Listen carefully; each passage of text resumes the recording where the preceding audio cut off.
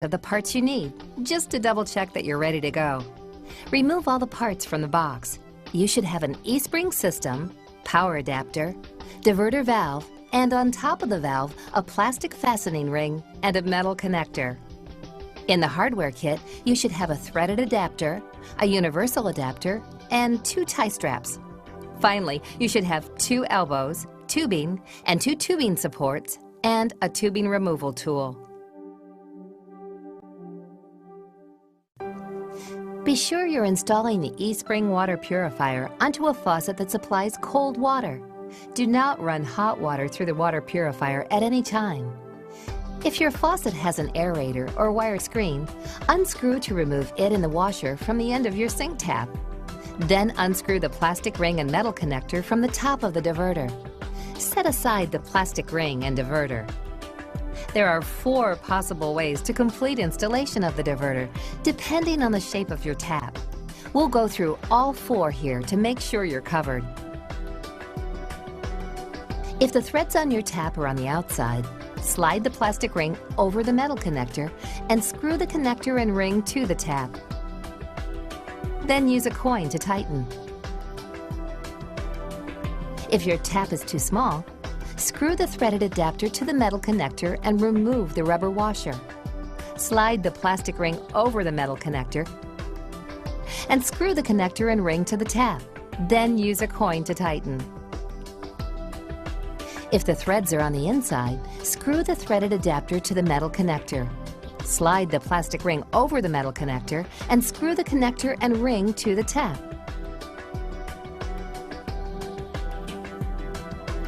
Then use a coin to tighten.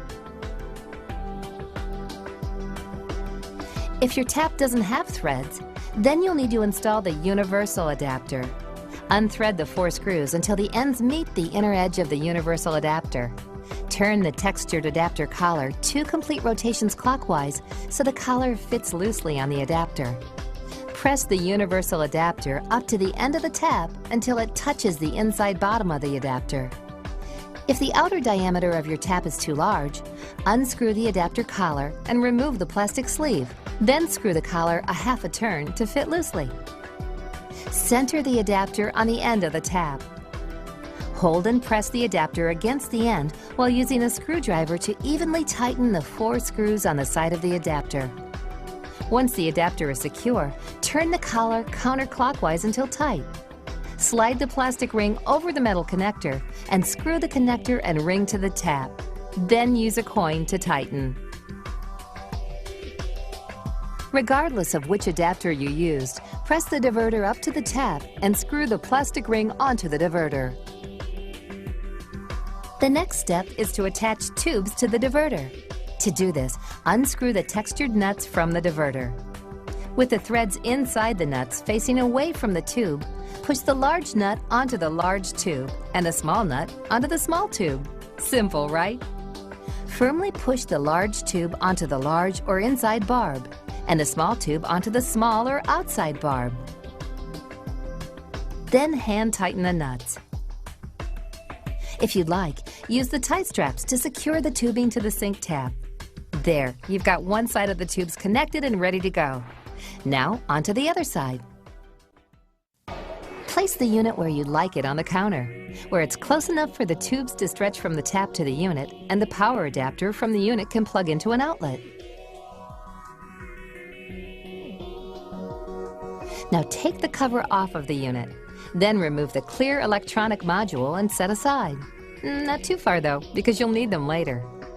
If the tubes are too long, you may use a sharp knife to shorten them by cutting the tubes at the same length where the tubes are not bonded together. The easiest way to find this spot is by gently pulling the tubes apart to find where they separate. Be sure to cut a very straight line so the ends of the tubes are flat. Okay, if you've avoided using your owner's manual up until this point, you have to break your record here. You'll need to find the tubing template in the manual. Then, lay the large and small tube on the diagram and use a pen to mark a line across each tube at the arrows. Then, push the 2 tubing inserts into their respective tubes. Insert the large and small elbow into their respective locations on the unit. You'll feel resistance, but keep inserting it until you meet the line or it's hidden from view. Now simply insert each tube into the proper elbows. Again, you'll feel resistance, but keep inserting until you meet the line or it's hidden from view. The water will flow from the diverter according to the position on the handle on the diverter. The first icon position produces a shower of untreated water. The second icon position produces a straight stream of untreated water. The third icon position produces a straight stream of eSpring treated water. Now you're ready for water to flow through the unit. Turn on the cold water tap and switch the handle to the treated water position. Allow a few moments for the water to flow from the tap. At first, the water may have air pockets and look dark, but don't worry, your water will be clear and clean in 5 to 15 minutes. Check all of the places where the tubes and elbows are connected to make sure there's no water leaking or bubbling. If there are leaks, refer to the troubleshooting section of your manual. Switch the diverter handle to the untreated water position, then immediately turn off the cold water tap. This is the correct way to turn off the valve every time you use the unit. Okay, we're almost done. There are just a few remaining steps, but these are the easiest ones. Connect the power adapter into the electronics and then replace the electronics onto the unit. Press the cord into the notch on the base and set the tubes into the proper locations. Then store the removal tool for future use. Replace the cover. Now you're ready to plug in the power adapter. Remember, this unit is required to be plugged in continuously. Wait for the monitor to beep. This may take up to 30 seconds. Turn on the cold water tap and switch the handle to the treated water position. Make sure the cup on the display is blue. Water will flow from the tap into the eSpring water purifier, then into your glass. The eSpring water purifier is going to take care of you, but it needs some of your attention too. Always monitor the UV carbon cartridge life. The unit will signal you when it's time to order a new cartridge, and then again when it's time to replace it. The last bar will start flashing and beep once when treated water flows, letting you know that you have less than 10% of cartridge life remaining. This should leave you plenty of time to order a new cartridge. When it's time to replace the cartridge, the Replace Cartridge text will appear in red. The cartridge light will be flashing, and when treated water flows, the unit will beep continuously. Every 2 years, you'll need to replace your diverter and tubing. But don't worry, that won't be for quite a while. So for now, just enjoy drinking plenty of eSpring water. Congratulations, you did it!